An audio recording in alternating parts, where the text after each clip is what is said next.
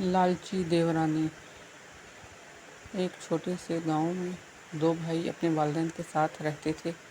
بڑے بھائی کا نام کامران تھا اور چھوٹے کا نام عمران۔ دونوں بھائیوں کی شادی ہو چکی تھی اور دونوں کی بیویاں ایک ہی گھر میں رہتی تھیں۔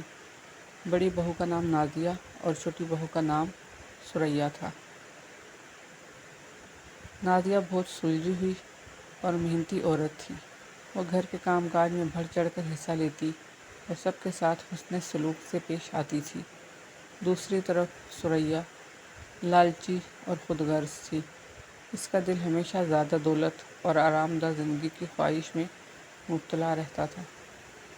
ایک دن ثریا نے سنا کہ گاؤں کے کسی کونے میں ایک بزرگ ہیں جو لوگوں کو امیر بناتے ہیں۔ یہ سن کر اس کا دل باغ باغ ہو گیا۔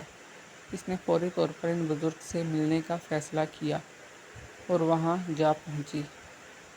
بزرگ نے ثریا کی بات سنی اور کہا، بیٹی، تم جو چاہتی ہو وہ حاصل کر سکتی ہو، لیکن اس کے لیے تمہیں اپنے دل کی نیت کو پاک کرنا ہوگا اور لالچ چھوڑنا ہوگی۔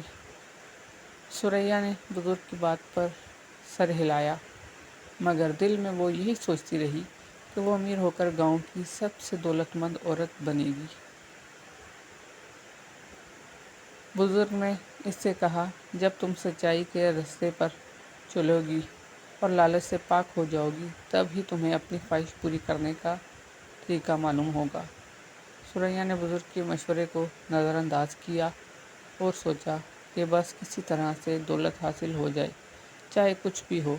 وہ اپنے مقصد میں لگی رہی، لیکن اس کا لالچ اسے کہیں گاہ نہ چھوڑا۔ آخرکار اس کی زندگی مشکلات سے بھر گئی اور وہ سکون سے محروم ہو گئی۔ ادھر نازیہ اپنی سادگی اور سچائی کے ساتھ اپنے کاموں میں لگی رہی۔ آہستہ آہستہ اس کی محنت رنگ لائی اور اللہ نے اس کے گھر میں برکت ڈال دی۔ گاؤں کے لوگ نازیہ کی عزت کرنے لگے اور اس کی سادگی اور محنت کی مثالیں دینے لگے۔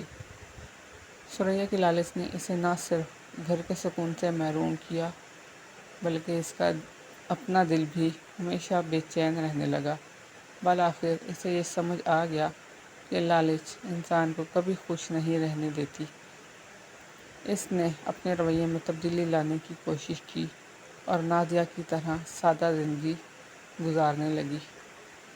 یہ کہانی ہمیں سکھاتی ہے کہ لالچ ہمیشہ نقصان کا باعث بنتی ہے اور سچائی و سادگی میں ہی انسان کی حقیقی خوشی پوشیدہ ہے۔